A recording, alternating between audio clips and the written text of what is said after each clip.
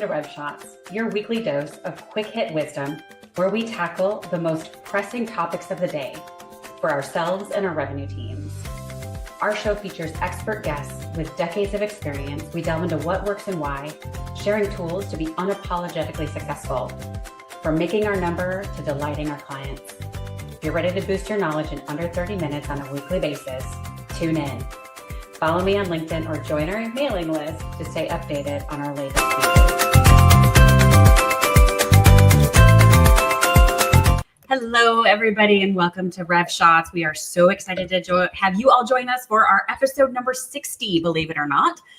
We've been doing this now for a while. We're bringing you quick hits of wisdom to again, give you that sneak peek into conversations that we all know are happening. And quite frankly, we need others to help us solve the problems that have already happened so we can go and make new problems and solve those and share those answers with everybody.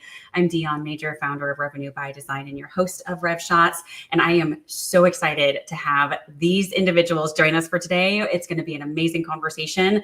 And everybody, you all know what we talk about here. And depending on who our guests are, that is the expertise you're going to get, and you are in for a treat today. There's some deep expertise on this call, and we're going to answer the questions of what are you hearing right now, the number one topic you're hearing right now, and what are people doing to successfully address it? Before we dive into those answers, we are going to have everybody introduce themselves. Jesse, thank you so much for joining. You are truly a gem. I am so honored that our paths have crossed. If you could please introduce yourself, that would be fantastic.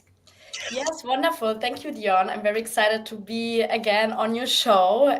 It's been wonderful.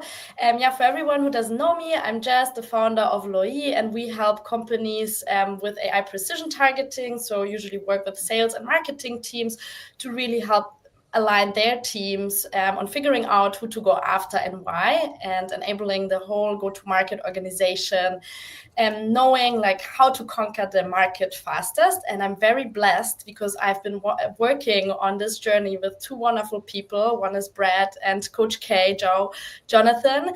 And Brad helped us shape this product as a design partner, and Jonathan as well. And he's also a customer. And Brad and Jonathan bring the perspectives of a CRO to the game and CMO. So I would love for them to introduce themselves. So Jonathan, why don't you start, and then Brad can take over. Oh gosh. Okay. Well, first off, it's good to be here with both you ladies and with Brad. Good to actually meet you. We talked via email, so it's nice to be here. I'm the founder of my name is Jonathan Carford. Past life, quick story. I worked at a company that had literally 10 Johns, and so my marketing guy gave me a nickname of Coach, and just stuck. So I've been known as Coach K since. I'm the founder of GTM AI Academy. I'm the co-founder of AI Business Network, and I'm the head of growth of Momentum.io. And just have a blast and been working with Jessie for a while, and just love working with her and her tech, and happy to be here. Thank you, Coach. Awesome. Wonderful to meet you, Coach. And so Brad Geiger, I'm the founder of Change Your Curve Consulting. We do fractional and advisory revenue work for early and growth stage companies. I've known Jesse for a number of years. I'm a retired developer, retired salesperson, now revenue leader, and it's been a fun journey advising and assisting Jesse and Amma and the Loyee team as they build out their business. Yeah, thank you both. And thank you all three of you so much. Appreciate it. And I think a lot of what I'm hearing too is it's so nice to actually chat, even virtually. I think over a cup of coffee is even better, right? We grew up just conversations around the kitchen table with coffee and board games and things of that nature. And not to date myself, but there's value in meeting, and whether it's like this or in person. And so would love to kick it off. And Jess, I love everything you're doing because it's so easy, to your point, and I know you're going to touch on this, right? It's so easy to say, everybody's my customer. Oh my gosh, right? And it's sometimes we go too wide, or we go too narrow, or we learn a term and we think about TAM, SAM, and all this other stuff. How on earth do we gain some clarity that gives us that very targeted approach, Jess? And so what are you hearing, and what are people doing about it? Yeah, thanks, Dion. And we've been chatting at your H2H summit about this topic. And I think it's a very hot topic. As you mentioned, like companies know roughly their ICP, which is usually a huge market, or they know their customers. But what they need to know is the stuff in between and how to best kind of conquer the market based on these two frames. But yeah, I mean, let me rewind here a little bit. So I think distribution will be key of success, and you need alignment between all the functions, right? It starts with sales, marketing, customer success, product, but also finance. Finance sees the revenue and the costs, and we need to really align the whole go-to-market organization.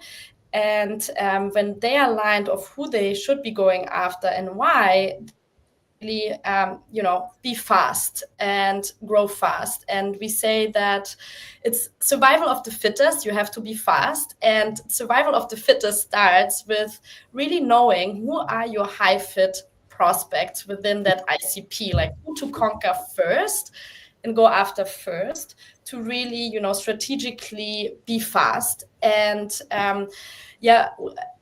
I don't know if it's a good term or not a good term, but we call it AI precision targeting. And we think that it's the really new growth multiplier in B2B sales. And how do companies get clarity about this?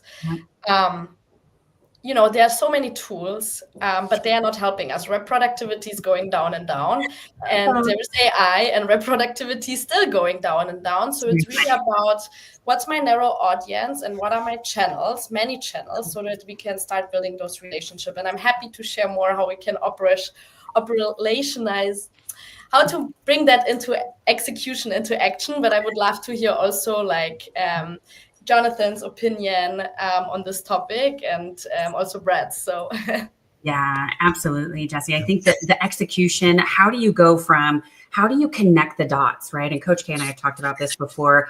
And a lot of the clients that I talk with now is how are teams talking with each other? What is the cohesion strategy, right? And then we'll also have you on our workout Wednesday and then have you show Loyee to everybody. So Coach K, talk a little bit about how marketing picks up the AI precision targeting that something like Loyee gives everybody, right? How do you start mashing that up at the end of the day?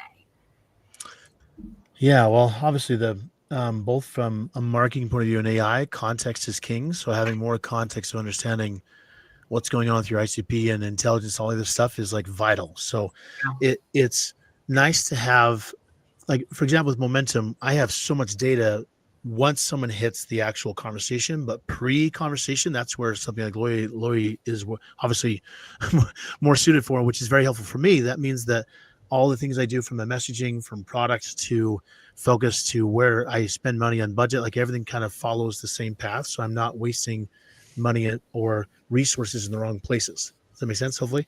So like for us, it just helps to be super targeted in a way that can use signals that we've never had access to before. And I personally think that as we progress in this AI world, we're going to be going away from the old pipeline measures that most people do and going more to an AI signal type of play, both from pre-meeting pipeline metrics like through Loyee and then through all the way through the journey, because that will be much more accurate than what is currently being measured, so. Yeah, I think that's so important. And I love what you just said too, as far as the context for conversation indicators. I'm probably inserting my own word there, right? But insert away. It's instead of a seller's journey or customer journey, it's almost the conversation journey. Yeah. And that's that we talk with a lot of people about is, you're going to blend those together. But like one of the core components of the workshops we do is called the art of conversation. Because it is an art. People have forgotten how to have a good conversation at the end of the day. And so maybe perhaps what you're talking about, what I'm hearing and seeing in my head, right, is this, it's almost a conversational journey. And along the way, there are people, process, and tech underneath that, and things that need to happen at the end of the day. Can I add some jazz? Okay. And I'll be quiet because I want to hear what Brad thinks. Yeah. But this concept around, I feel like in the past, partly because of tech, maybe because of size and because of speed, there's been a lot of silos that has been happening as a result. Like when you think about the new world of what is possible with AI, both from a all the third party, second party signals, and then first party signals and content or data you can get on someone. The new world we're going into is going to be this really cool place where, whether it's a CRM or whether it's a data lake or something, we'll dump all this information somewhere. Then AI can like populate it, put it together, and structure it in a way to give us the things that's actually more impactful. When you think about, if you have a tool like Loyee, you can take all this content from third-party data, and you have something from LinkedIn and then from G2 and from all these other places, then you have all the inside knowledge base of the company, plus all the conversational data you can get from just the conversations or emails or texts or whatever. It becomes super rich, and you have this ability, both from a marketing perspective, from messaging to also just making sure you're capturing more pipeline as you go through, because you can see things happen before, because you have data to measure against. I think that's really, really powerful. And Brad, to that point, means sales isn't an island unto itself anymore. Marketing is giving us crap leads, and our data is awful, and so on and so forth. So would love your thoughts as a CRO, like your perspective on this new world order where we are definitely playing chess and not checkers anymore. Yeah. So I'm not gonna speak ill of my marketing partners. All the leads are good and they're worthwhile. They just may not convert at the rate we want them to. So I think there's a couple of common themes here that I'll riff on and articulate how this translates into revenue. Right. So I think the one steel thread that we talked about was ICP. Whether you're trying to target folks at a marketing level, at a product level, because you're doing PLG or PLS things, who's going to sign up, or very targeted on, we have this customer, we need to now go find the lookalikes. The common thread there is being very surgical in the ICP, regardless if you're building a product, trying to market, or directly have that conversation. And so I think, Dion, the other thing that you mentioned, which I was kind of noodling on, is that do we start calling things conversations that are AI enabled? Because on the sales side, typically there's like two ways you articulate that. It's either customer journey, and where are they in their journey? Are they aware of us? Are they adopting us? Or are we renewing them? Or you talk about them from like the salesperson perspective of, where are they in the funnel? Are they top? Are they mid? Or are they bottom of the funnel? And if maybe you smush those two things together and say, here's where the conversation is, where it's like, this is the journey, this is the funnel, and then conversation is the right term. I don't know. That's like an interesting thing to kind of riff off of, that maybe with AI doing things at all levels, that it's kind of an interesting thing that you may see play out. Yeah, I think so. Because and maybe it's also a relationship heat map at the end of the day. I think some of the terms that we talk about, top of funnel and mid and bottom and all that jazz, have been around since biblical times, and they're not bad. But if we also think about, like Jess said, we just revenue by design. We just did an H2H, human connections done right summit, harmonizing people, process, and tech, where people are never going to go away. The bots won't take over. Hopefully, we won't live in the Terminator world.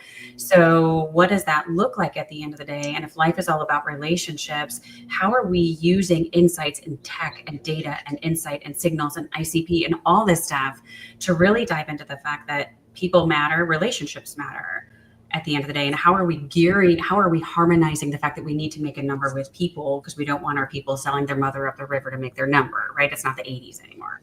19. So really not good, right? So Jess, I know you've got a few other things you want to talk about. So, maybe riff on some of these concepts a little bit too. Yeah. I love how Coach K put it also into perspective with, okay, it will be like more an AI-based signaling game. If you think about like your market, like think of it like, okay, you can sell to the whole US if you have a certain tool. You want to figure out who are my best customers, doubling down on those. But what is key is you cannot track all these companies in your head, right? And the old school way of doing it is, let's sit at the end or the beginning of the year. Let's look at like 1,000 leads and let's research them and tier them. But tomorrow something might change like tremendously in the market. So no one is re-tiering. So everybody is working off those leads for the whole year based on the old information. But there is so much new information coming in, right? Everything is changing constantly. And I think this is where AI can really help. You have now a researcher, for example, AI research agent that is constantly telling you what is a good fit, what is high intent. And you just have to pick up now on the signals. You get nudged like, hey, this is good today. And this is good tomorrow, and let's work it off, and let's build relationships. And we've seen tremendous success with just implementing this research, AI research. It's a simple way into companies. And just having the research at the understanding the signals helps the reps to be way more productive. Why? They now exactly know why something is a good fit. They understand why something, what are the good fit reasons, and they go into conversations with way more confidence. So I always say, use AI for those little things. Start there, because if you have the best research always at the fingertips, like not only you improve conversion rates, but by not working off leads randomly. So you have now, you just improve conversion rates by changing the order to the best fit first. And then you have also something else that kicks in, and that is something that Brad and Coach K were talking about. We have better conversations. If you know what something is about, it's not about faster conversions by changing the order, but it's about having better conversations. You can talk to higher level management, even if you're more junior, because you have now the context, right? And while Loyee can help at the beginning when you haven't started a conversation yet, we process job ads, for example. So we understand internal processes before you talk to someone. Yeah. It's wonderful, but then bring in something like Momentum, where it constantly is listening to your conversations, and it's adapting, it's filling out the CRM, it's understanding what are the objections, how can we use that intelligence. It's just like changing the game. Like it's really a competitive advantage at this point, because so few companies are doing it. And I'm so surprised. I don't understand why. Well, it's the Moore's law, right, of that curve, right? So, and that kind of takes us to our next kind of the cycle that we want to talk through. So, Coach K, exactly what Jess is saying is, how are you seeing companies successfully kind of tackle this? Because it's not easy to change, right? And we've had a lot of change. Good, bad, ugly, or indifferent, right? So how are you seeing companies really be successful in embracing this new world order, even little by little? Like, what are you seeing them do to be successful? Gosh, you mean the AI strategy in general, you mean? Yes. Yeah, I have a hot take. I don't think people should have an AI strategy. I think they should have a good business strategy and then use AI inside of it. That's my opinion. Absolutely. I agree with that. Yeah. So like the question I have people ask me all the time is, what AI tool should I get? And I always tell them that is the worst question to start with, only because it doesn't matter. What matters is what you're trying to go for, right?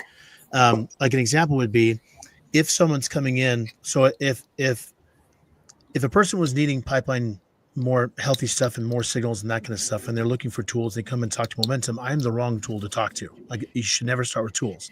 What is the result you're going for? What's the goals you're going for? So I think part of it is understanding where you actually start with. To me, is I'm an ex-Franklin Covey guy, so I'm an end in mind. So it's like, what's the end in mind? What are we going for? Yeah. And then next would be a lot of teams. Like, I was just at Forrester's last week, and I talked to a bunch of people there after the talk. And funny enough, I think people are really ready for it, but organizations aren't, because they either don't have things documented, the technology is siloed, the technology doesn't integrate together. Like, there's all these archaic things that slows down an organization. It's not the people, it's the organization. And it's not necessarily their fault. It's just a culmination of what they've had to deal with technology-wise for the last 15 years, So part of it is companies need to take a real hard look at first principle thinking. Why do we have this tech? What is it supposed to be doing? Do we need to have this anymore? Is there a better way to do it? And kind of start ripping things out and thinking about who they can actually use in place that can help them move to the next level of performance. Yeah. I love everything you just said because I agree with you. Beginning with the end in mind, and what is the purpose, and who needs to be involved. And Yeah. we have a transformation program. We guide people through, and we talk about a before, during, and after, and literally a worksheet. I know it sounds silly, right? But to your point, I think sometimes when we are in the thick of things and we're in our four walls, virtually or physically, it's really hard to see outside of it at the end of the day. And the more for us, like we try to drive articulation.